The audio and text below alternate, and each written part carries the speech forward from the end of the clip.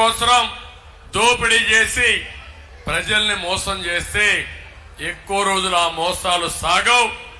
అందుకే మీరు చూడండి, 2014లో విభజన జరిగింది, ఆదాయం లేదు రాష్ట్రానికి, 16,000 కోట్ల రూపాయలు డెఫిసిట్ ఫైనాన్స్ ఉంది. తెలంగాణ కంటే తలసరి ఆదాయం తక్కువ ఉంది. కానీ నాకు మనస్థిమిత ఉంది, మనోధైర్యం ఉంది. చేసే సత్తా ఉన్న పార్టీ తెలుగుదేశం పార్టీ. ఈరోజు హైదరాబాద్ నగరం ప్రపంచ పటంలో ఉందంటే దానికి కారణం నేను చూపించిన చొరవే. ఆ విషయం మీరు గుర్తుపెట్టుకోవాలి. హైదరాబాద్ లో ఉండే ముస్లిం సోదరులు దేశంలో ఉండే ముస్లిం సోదరుల కంటే బాగున్నారంటే ఆర్థికంగా, అది ఆ రోజు నేను వేసిన ఫౌండేషన్. ఆ విషయం కూడా మీరు గుర్తుపెట్టుకోవాల్సిన అవసరం ఉంది. అయితే ఈరోజు నేను అడుగుతున్నాను, మేము ఎన్నో సందర్భాలుగా ఎన్డీఏలో ఉన్నాం.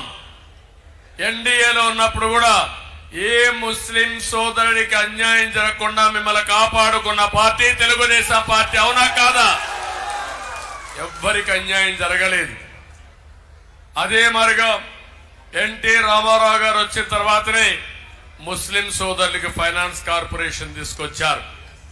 ఇంకో పక్క మీరు ఒకసారి చూస్తే నేను ఒక సవాలు విసురుతున్నా. హైదరాబాద్ లో ఉర్దూ యూనివర్సిటీ పెట్టింది నేనే పెట్టా. ఆ రోజు వాజ్పేయి గారి పీరియడ్, వాజ్పేయి గారి సహకారంతో హైదరాబాద్ లో హాజ్ హౌస్ కట్టి మిమ్మల్ని అందరినీ మక్కాకు పంపించామంటే అది నేను చూపించిన చొరవ.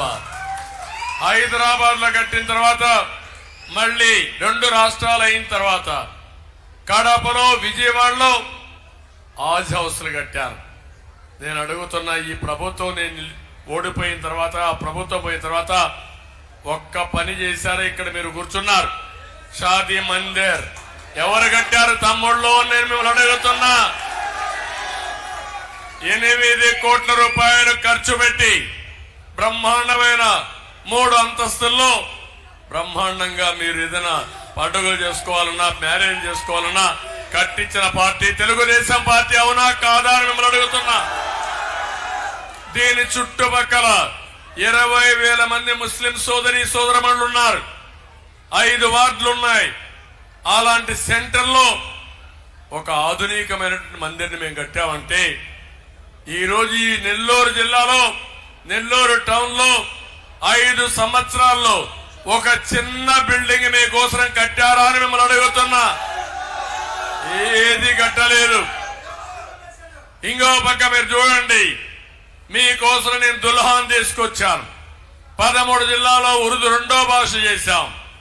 ఇంకో పక్క మీరు ఒకసారి ఆలోచిస్తే రంజాన్ తోఫా తీసుకొచ్చాం, విదేశ విద్య తీసుకొచ్చాం.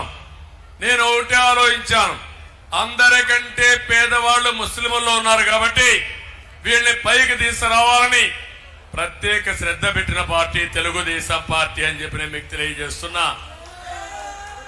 ఈరోజు నేను ఒక్క విషయం మిమ్మల్ని అడుగుతున్నాను. ఇక్కడ వచ్చారు, ఈ 5 సంవత్సరాలు మీ ఆదాయం పెరిగిందా, ఖర్చులు పెరిగాయా? ఖర్చులు పెరిగాయా, ఆదాయం పెరిగాయా? మీకు ఇచ్చేది 10 రూపాయలు, మీ దగ్గర దోచేసేది 100 రూపాయలు. అవునా కాదా అని మిమ్మల్ని అడుగుతున్నా. నిత్యావసర వస్తువుల ధరలు పెరిగాయా లేదా? కరెంటు ఛార్జీలు పెరిగాయా లేదా? ఆర్టీసీ రేట్లు పెరిగాయా లేదా? ఇంటి పన్ను పెరిగిందా లేదా అని అడుగుతున్నా. పెట్రోల్ డీజిల్ పెరిగిందా లేదా అని మిమ్మల్ని అడుగుతున్నా.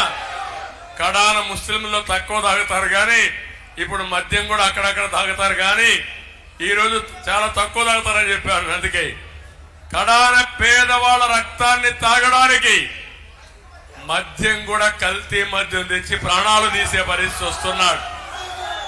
మీరెప్పుడు పాపాలు చేయాలనుకోరు, పాపాలు చేసిన వాళ్ళని క్షమించరు. ప్రజల ప్రాణాలు తీసిన వాళ్ళని క్షమిస్తారా అని మిమ్మల్ని అడుగుతున్నా. ఇంకొక పక్క ఇన్ని చేసి ఇసుక దోపిడి, నెల్లూరు పక్కనే పెన్నా పోతుంది, మీకు ఇసుక దొరుకుతుందో తమ్ముళ్ళు అని అడుగుతున్నా. ఏంటి అరాచకం? అంటే మీరందరూ గుర్తుపెట్టుకోవాల్సింది ఈ రాష్ట్రంలో ఒక్క జగన్మోహన్ రెడ్డి ఒక్కరే సైకోనే బాగుండాలి, మీరెవ్వరూ బాగుండడానికి వీలు లేదు. అది ఈయన సిద్ధాంతం. నేను అందుకే మిమ్మల్ని అందరినీ కోరుతున్నాను, మీకేం కావాలన్నా చేయడానికి మేము సిద్ధంగా ఉన్నాం. అన్ని విధాలా మిమ్మల్ని ఆదుకుంటానని చెప్పి మరొక్కసారి మీ అందరికీ హామీ ఇస్తున్నా.